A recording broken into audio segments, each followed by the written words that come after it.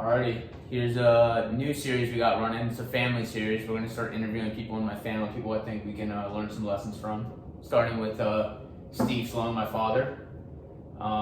This will be an interesting episode. I think let's start off with your childhood. Where did you grow up? How did you grow up? I grew up in Chesterfield, Missouri, suburb of St. Louis. So, I grew up in this kind of small house in St. Louis. It was kind of normal suburb off a golf course. Kind of my dad was like one of the first families in Chesterfield. Two older brothers, Were you playing around a lot, going to the park? How was child? Like, were you in your house a lot, moving around, jumping around? Yeah, like when I was growing up, my era, we were never home. Like kids my age, we would go off with our friends and we were gone for the day. Yeah. We'd go to somebody's house. We lived on a golf course, so we'd like there was always places to go. Like there were creeks and things to do, and we were always fooling around. I don't know. I just trying to think back. I had a friend, Steve Levin. He was on the other side of the neighborhood.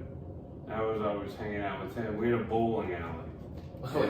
In the neighborhood, or like somewhere you went to go bowling? Yeah, like literally, like in my neighborhood, like it was either like in the summer we had like a small community pool. We'd either hang out there, or there was a bowling alley like in our right in the shopping center in our neighborhood, and we were into pinball.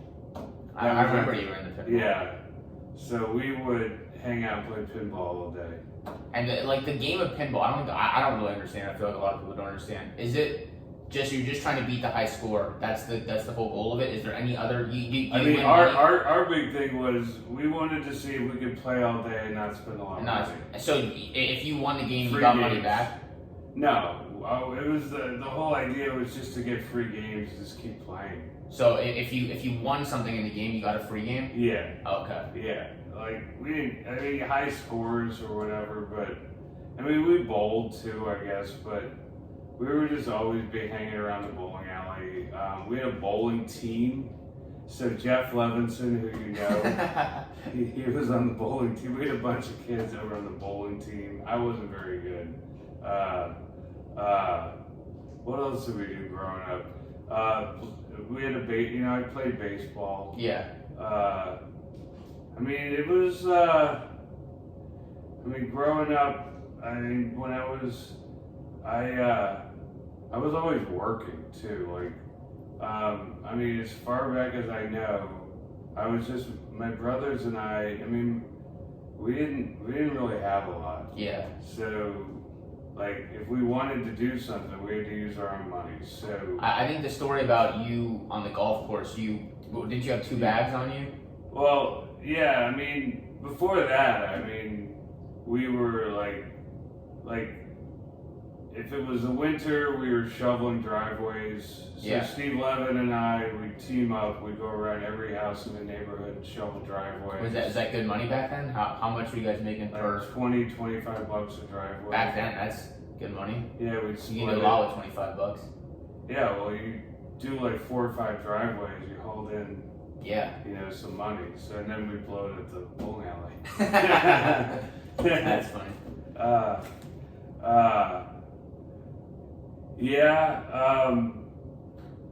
So it was either that, and then I started working my brother worked on the golf course, and he was doing ground screw. So he did ground screw. And my older brother, Mike, he's 10 years older than me. So I don't remember that much about growing up with Michael. But he was always working. So when he was working, he worked at the car wash for a while, and then he worked an oil refinery in a oil plant or something. But I started working as a caddy, and I did it primarily to get ready for football. I started playing football when I was 13. You played, what position did you play? Guard. But I caddied at Belle Reve, which is this really good golf course. They play the U.S. Open there, right? Yeah. It's this really long course too. So I don't know why I started caddying there. Somebody told me about it. I guess my brother told me, and I went to the caddy shack, and there's this shack. Like the movie. Yeah, it was a lot like the movie. There's a bunch of idiot kids. And the guy that ran this place, Pat something, it was like a guy in his 20s, and like there were like some experienced caddies there who knew what they were doing. Yeah, they would always get the best golfers, but then there's kids like us, and they would give you like on that Saturday or Sunday, you go out at like 7 in the morning. By 7:50, 8 o'clock, you were out, and you'd get like 2 bags, and they were big bags. I know. Yeah. And so, if you were lucky, they'd buy you lunch midway the 9th hole, and then you 18 holes, you're done by like noon. So you 35, 40 bucks, no taxes, cash in your pocket. And that was in high school? Yeah, that was like 14 years old. So I want to hear about your high school because you're a very smart guy, and I want to know where you got it from. Like, were you smart in high school? I was all right. Like, I wasn't in all the honors courses. I was in like maybe one honors course. Was it a big deal back then, or what's that? Honors? To be in honors courses? My brothers always thought I was smart. I was in, I think I was in honors math one time, and I was like just okay in it. But I did good in all my classes, but I probably didn't challenge myself as much as I could have. But yet I tested pretty good, and yet it's funny because they pushed me. My dad pushed me to apply. Much easier to get into colleges back then, and I did get into Vanderbilt. I have no idea how anymore, but I got into Michigan and Vanderbilt. You got waitlisted at Cornell too, right? Yeah. What would you get on your SAT? What was your score? Like 1,200. And that's just amazing nowadays, because 1,200 now would just like get you nowhere near those schools. It's definitely an interesting place. We were at David's funeral, and a guy was talking about the high school pranks. Yeah. I think that would be a good. Oh yeah. Yeah. Well, I guess my high school, going back to it. So I went to Parkway Central, and it was pretty crazy going to school back then. It was, in my brother's day, it was even probably crazier because and you heard some of the stories from my brother David's era, and even my brother Michael's era was probably equally as crazy, but David was a little bit nuts. I had some good friends in high school, so there's a group of about 5 or 6 of us. Howard, but I had this friend Darren, Darren English, and he had this, and Howard Bender and Darren and Jeff, but Howard and I were like kind of best friends. And Darren had a mother. His parents owned a bakery, and his parents let him have these parties, and so they would always have these catered parties, like. Yeah. And they would have kegs, everything down there. and they the just all-inclusive no driving. Yeah. That's a good rule. And then we had another kind of friend. The guy was kind of a little dorky, but he went to my temple. So that was the other thing. We belonged to Temple Israel, and there were like 1,500 people in our temple. Oh wow. And that's huge. And in our high school, there was like a lot of kids in our high school that were Jewish. So Howard Beldner, dad was a cop.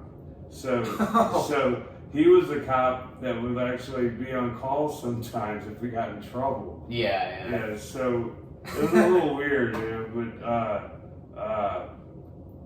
so it was so there would always be these parties, like a lot of the football games. After the games, there would be like keg parties. It was a different era. Yeah.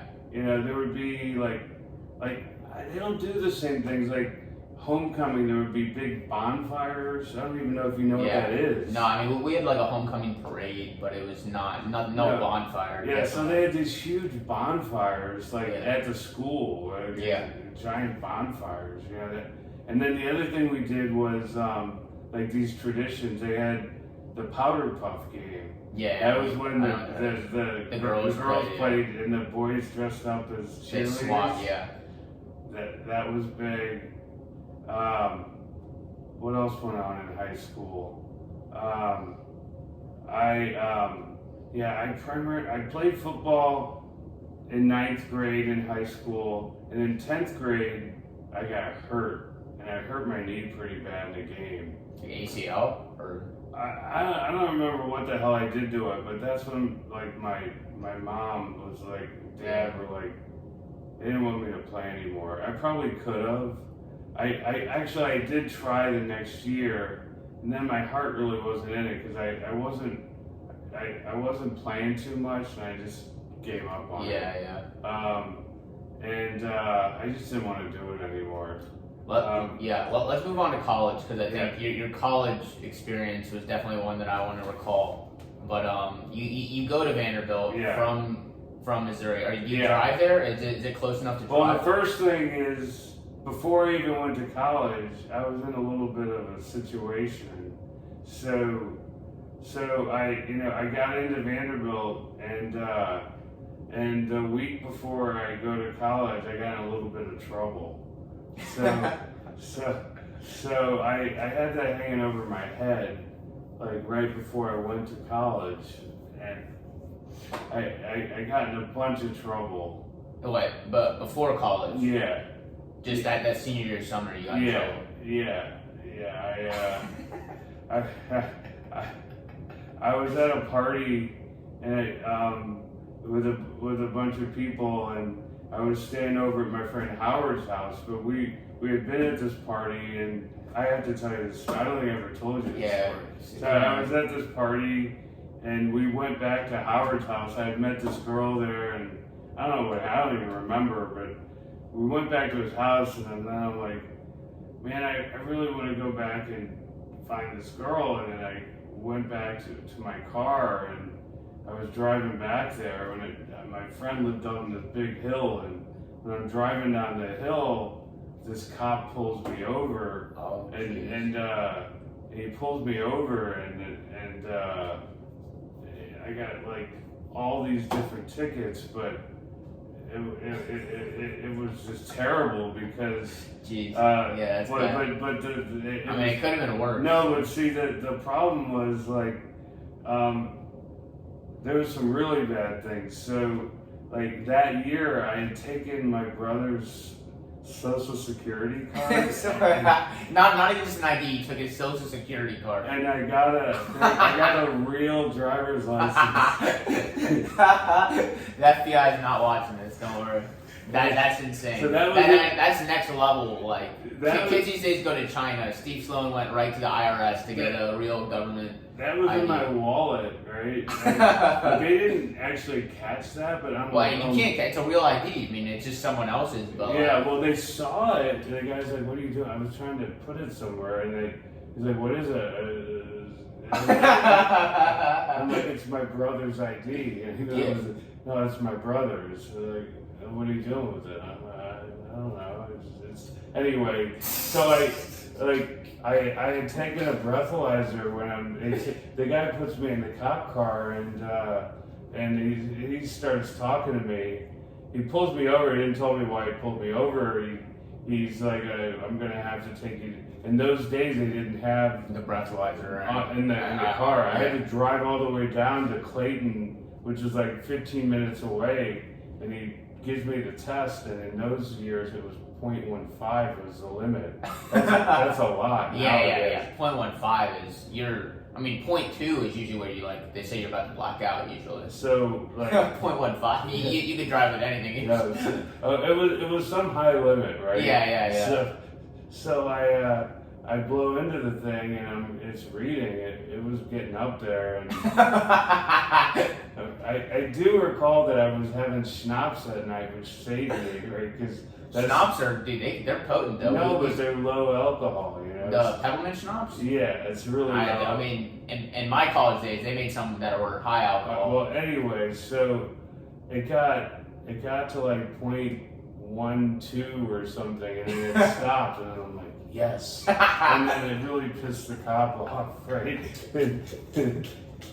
So I would have loved to be there for that one. That sounds like hilarious. So I basically he's like, all right. He's like, you passed. He's like, all right, I'm gonna take you home, and then he drops me off at home, and then I thought that was the end of it, but then I woke up the next morning and oh no, there was like 5 tickets in my mailbox. Jeez. And so all this went down, and you ever get the girl? No.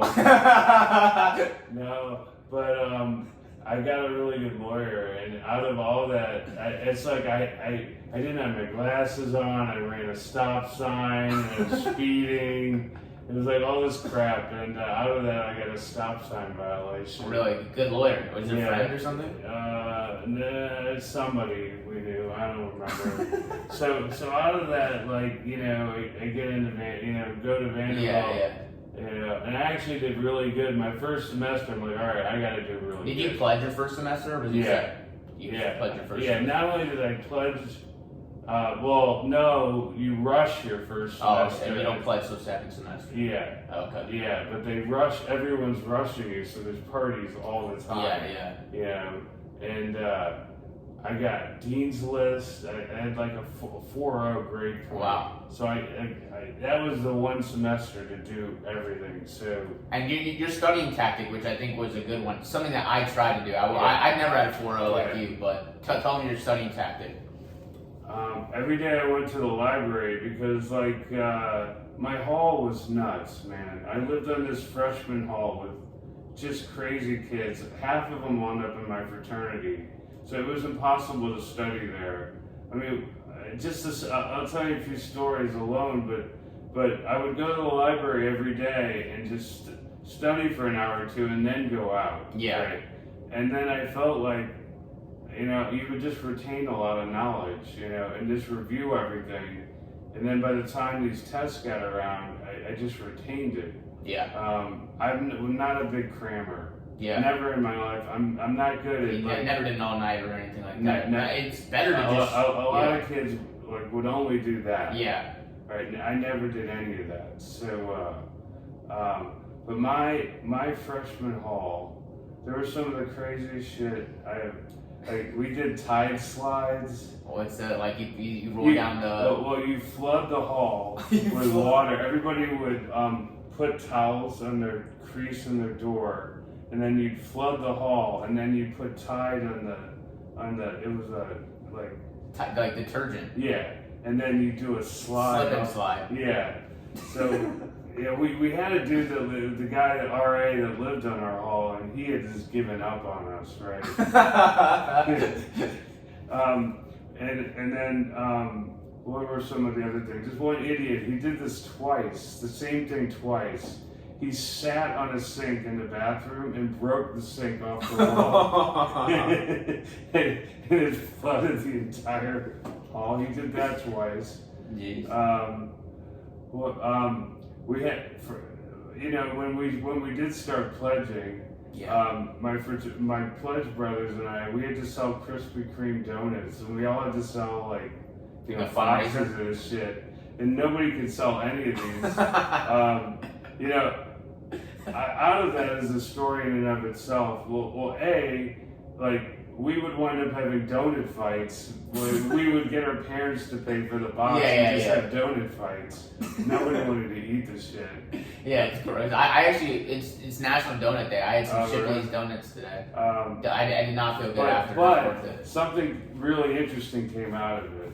So in my hall, it was attached, one of the deans actually had his office in our dorm facility, Dean Potter. And Dean Potter was the head of judicial affairs. He's the dude that administered justice. He was a tough dude. So I went into his office and I asked the dean if he wanted to buy some donuts. Did he buy them? Well, we got to be friends. Oh, okay. Yeah, out of all that. So about once a month, he invited me to the Vanderbilt Club. We had lunch. Oh, wow. Yeah. So even in bad times, our fraternity got in trouble. Yeah, we were kicked off campus. We still had lunch. To the point where he would, I was like the liaison with the fraternity. It's like Animal House. Yeah. We Double secret program. We actually had and that was like a life lesson, you know what I mean? That was like one of the times, like you never know when you're gonna meet people and how to develop a friendship, you know what I mean? So, and he was a dean there for a long time. Yeah. Any other college? I know you mentioned a couple, but what's that? College stories. Do you want to talk about the what do you call the machine? Oh, the contraption. The contraption. Oh, about partying. Yeah, well, pledging was crazy. So the contraption was like when we this were. This is the craziest device of all time. When we were rushing, I mean, there were various pledge stories. A few come to mind. Like one is Joe Penji. They called him the Load because he was like this 6 foot tall, huge guy. He worked at Vanderbilt Hospital for a job. He basically got all the pieces to a respirator, and it had all these tubes coming out of it, and they created a giant hookah out of it. It took some good engineering there from college kids. And he would basically we had these dorms that were like towers. Yeah. And he would the typical brother thing, but he would also invite pledges or rushees up there, and like a couple of tokes off that thing, and you were gone. That's hilarious. But like pledging was so funny because the pledge master, like the pledges were always trying to get even with the pledge master and the brothers and the crazy shit. Guys would shit on the pledge master's bed, and they would do all kinds of crazy shit. We had this thing called the book test, where they would give you this like thing of questions you had to answer, and then they would call you down at some point and have a test of your book. And if you didn't answer the questions right, you had to eat all this crazy shit. And like the only thing you could drink was prune juice. Oh, terrible. But the funniest thing of that was they had one of the things they had people eat was gefilte fish. And like all the Jews were like no problem. And all the non-Jews were hacking on it. Yeah. If you're used to it, it's not bad at all. What else was funny?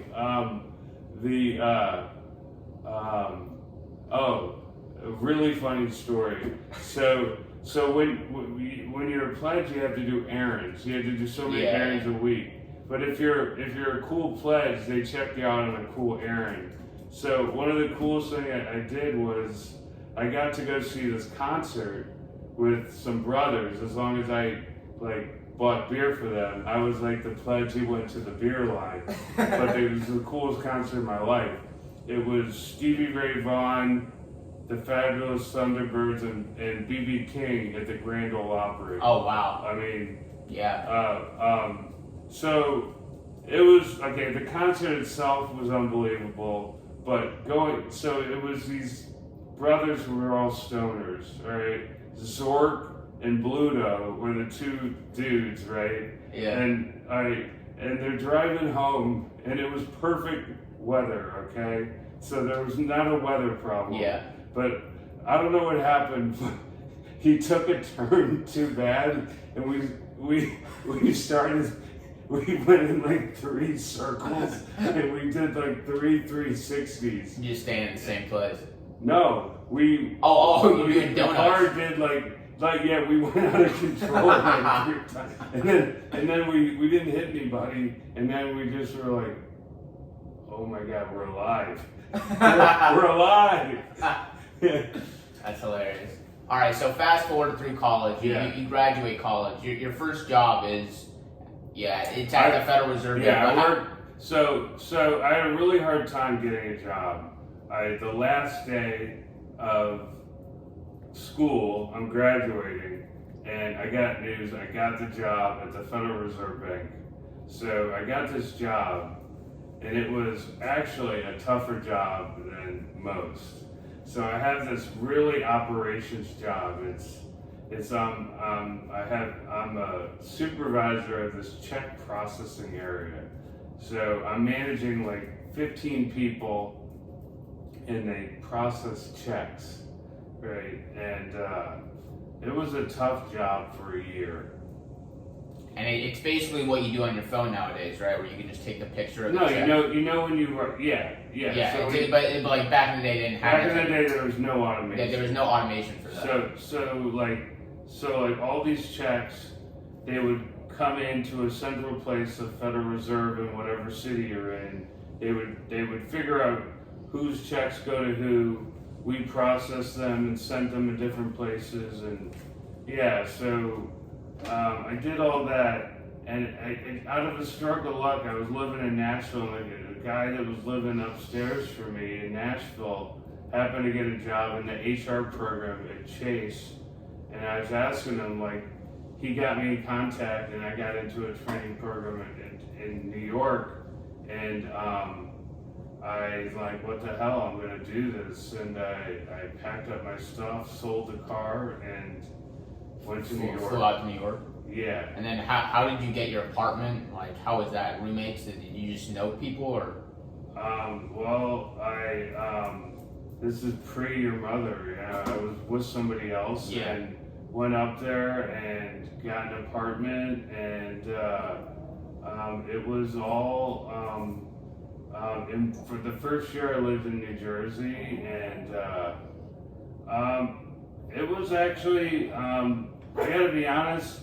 Had very little money. Was making like 30,000. Wow.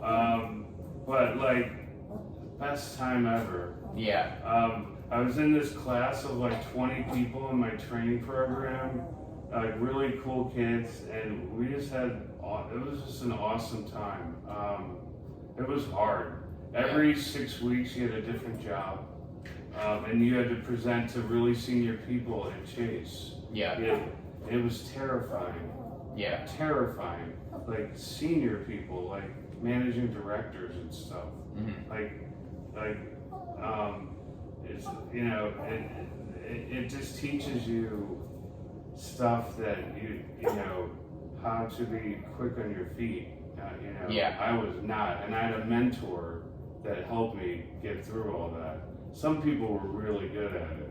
Yeah. Even in my program. When you say quick on your feet, you just mean like you get in a presentation, you got to come up with something on the spot. Yeah, all of that, right?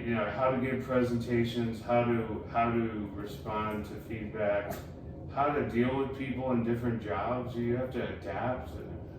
The first job I had was in the mail room. I had to put in a mail system in a mail room. I'm like, I went to New York for this. 18 months, did all these different assignments, and then I got it. Then I worked in various jobs in New York, and worked in Brooklyn for like 6 or 7 years. So you get through the training program, and then you get to pick which job you want to go to. No, they put you somewhere. Yeah. And you just. And then I stayed in that job. I was in this again operations job, bond processing for like 5 or 6 years, so physical bond processing was going out of business, and I'm like, I gotta get out of this department. And I eventually found this job, which was one of the coolest things I ever did in my life. I interviewed for this job, and it was I had never done anything like this, but it was a job where they were building a new system, and basically it was a greenhouse project. So they got all the best developers, and they're like, we need to build something that is state of the art and has no rules. For what? For like kind of the business that I'm in today. For messaging? More than messaging, it's in what's called global custody. It's like safekeeping securities. So like, they're building this new infrastructure. Yeah. And you're put in the middle of it. You're put as a product product manager. I'm like one of the guys that's on this team as a product person, right? Yeah. But like they get all these developers that are very talented with all new technology. Windows had just come out. Yeah. This is Windows. Well, like, what year was this? 1995. Okay. All right. So Windows, like this Yeah. is like, you know, like all this stuff was new, and to the point where we even entered a competition where we got to go to Chicago to a big computer thing where we demoed our product. We were finalists. Our product got picked out to be so it was cool. We flew all over the country demoing, you know, to our clients. This is when you needed to input software into someone's eventually, system. so first I helped build this product. We came up with it, but the team was so cool. We had the Doom room. We would go, like all these developers, they land a whole bunch of PCs and played Doom at lunch. They played hacky sack, all that stuff. Yeah, it was there like were no rules. It was like a startup. Yeah. Everybody stayed away from us. Yeah. But like we had some of the cool shit, like ideas that were ahead of our time. Yeah. All right. And they stayed away from us. They had no rules. We could wear jeans, all of that. Nobody was doing that then. Well, it was like the beginning of startups, basically. I mean, that's around 95. About when startups were coming big. So I helped build this thing, and then we started deploying. So then I took a job, and I went out with clients and actually helped deploy it. Yeah. And so like for 4 years, I went out all over the country and like got to travel, and like was like in everywhere. Yeah. You know, and got to do that. How did you go from bond messaging or bond automation processing to the job? Like, how? I guess I'm going through a stage right now similar, but like it seems like you did nothing correlated to this new job. Like, how did you tell that company that you? Well, it's all within Chase. Oh, right? it was internal, but like, how did you do that internal transfer? How did you go about that? Well, the guy that hired me said there was something about you that I thought you would just fit. Yeah. You know, sometimes people know you can do it. Yeah. I mean, they don't know why. Sometimes people just think you're a fit. I mean, I just, you know. So you applied internally, talked to the guy for a little bit. You said you're a great fit, and that was that. And I meshed well with the people on the team. Yeah, I think I want to go into the life lessons because I think I've learned a bunch from you, but I think other people could too. I think the first one I want to go over is how to not get laid off and how to never lose a job. And we were talking about this last night, and I think it's an interesting conversation, especially nowadays. There's a lot of layoffs going on. Yeah, I tell I think the biggest thing I always tell people is don't do things. Don't, like, when you're in a job, people shouldn't just be doing things that their management tells them to do. You should be learning beyond what you're told what to do. Like, you should be want to learn as much as you can learn beyond what, like, you should be wanting to know like more, or like you should want to know, because like the way because that shows it just the people that seem to get laid off are the ones that lose their job, are just there taking assignments and going about doing their work. Yeah. All right. It just seems to me, right? So you need to be people need to be a step ahead in their careers and preparing themselves And the ones, if there's a choice of people in the department of who's going to get laid off, the ones that are the go-getters aren't going to be the ones they're going to go after. Yeah. I think on that subject, another thing I had written down was you're very intelligent. I think I found that about you over my time. But like, how do you learn things? I like, for example, you're one of the best at this financial messaging or whatever you want to call that. Like, you're one of the best in the world, probably, or at least the best in the country. Like, how did you learn that? How did you get better at that? Well, it's funny. Like, so I started off. I didn't just. It's funny because I got into it by an accident. So I was working as an analyst in the data warehouse when I came to Dallas. All right, I was not a messaging person. So I started talking to these people in Bournemouth that we deal with about a problem, and it interested me. And so I started asking them questions about a problem, and they're like, "You're the first person that's listened and understood us." And then I started asking more and started probing, and then I wanted to learn. So then I just started learning on my own, right? Just are you reading books to learn? No, you just ask them questions. You start just probing them. Yeah, and then you just start show me the messages, show me, and then you just get people to show you. Yeah. You know, don't like. I just started taking it upon myself to self-taught myself to some extent, and then I think it starts happening, right?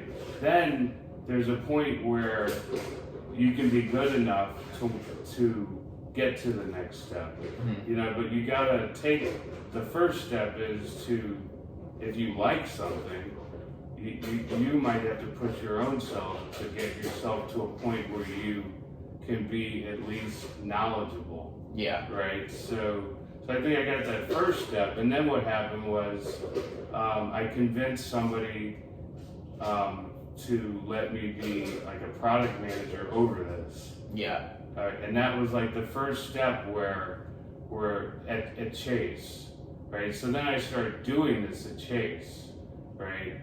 So I started working at Chase doing this, and then I worked both the business side and the technology side. So I kind of did it from the Chase side, and then I moved over to DTC. Yeah. But like it's funny because I've dealt with they're both. It's been interesting in both sides. DTC, I've got to do. Leo, get out of there.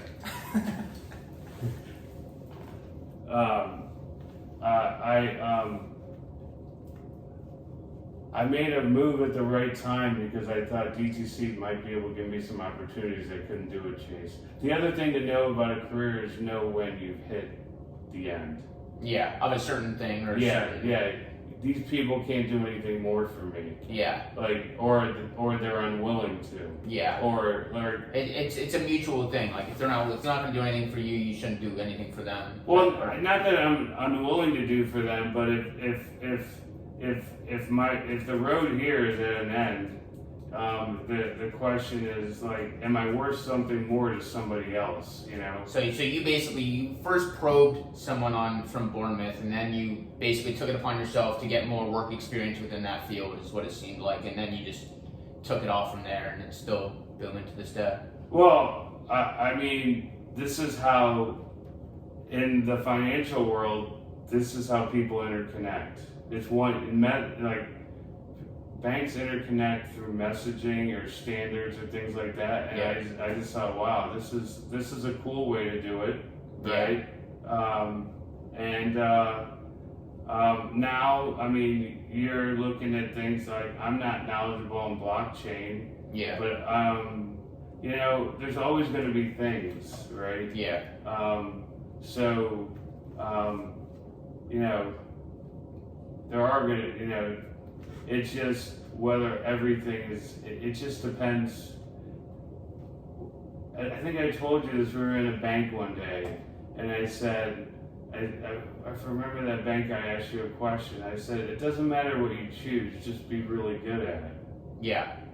I think that would be my advice to anybody. Yeah, it doesn't matter what you choose, be really good at it. I think we'll end with this final one, which I think people will ask me about you, and this is the one thing I tell them I'm very jealous of, is the fact that Right. you can go to anyone and talk to anyone. We're at a barbecue line, you can talk to the person in front of us. We're at a bar last night, you talk to the couple next to us. Like, how do you get those skills, and how important do you think those are?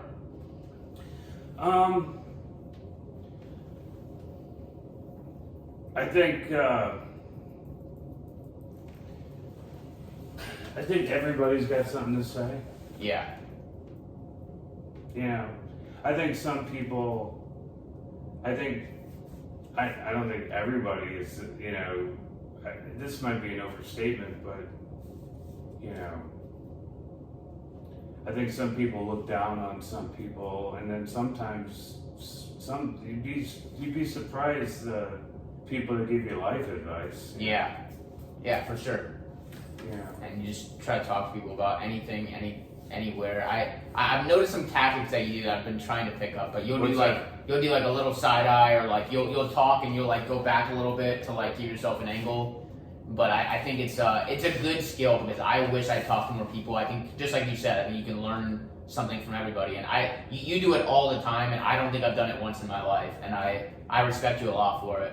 Well, I think I do two things. One of which I can be tough on people. One of which I challenge people.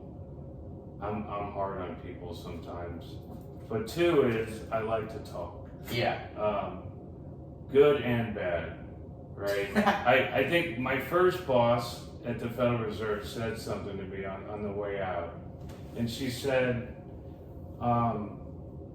"You question people." Yeah. You have to do that. Yeah. I'd say no matter what job you're going to be in. Yeah. Very, very truth. You're truth seeking, or you're trying to question people for the truth, or you're just trying to question people just to question them, just trying to make them right. I mean, ask questions even if you're in a bar conversation. Yeah. I think it's cool to find out about people. Yeah.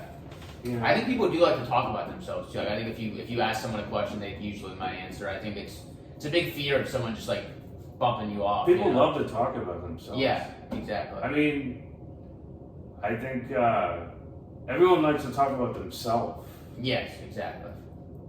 I mean, sometimes I'm sick of talking about myself. I'd like to hear about somebody else. Yeah. You know, it's when I was in that training program at Chase, we watched this video by this guy, Stu Leonard, and he had this grocery store in Connecticut. It's probably still there. It's really famous, right? And it was like this really fun grocery store, right? Yeah. And they asked him like, why are you so successful? And he said, what did he say? He said, when I meet people, I always try to give them one bit of advice, even if I don't do business with them. You know? Yeah, and it's like it might help them, it might not. But if it does help them, he thinks they'll come back and then repay the favor, or just you think it's just a good deed? Yeah. Both. Yeah. Yeah. I think it's the same thing about talking to people. You know? Yeah. You never know what someone has to offer. You never know. Yeah. So that's it. Yeah, that's it. That's the podcast. It's a wrap. Yeah, I appreciate Steve Sloan coming on, and I think that was a good lesson for people. I think there was a couple of really good bits in there. So I hope everyone enjoyed, and we'll catch you on the next episode.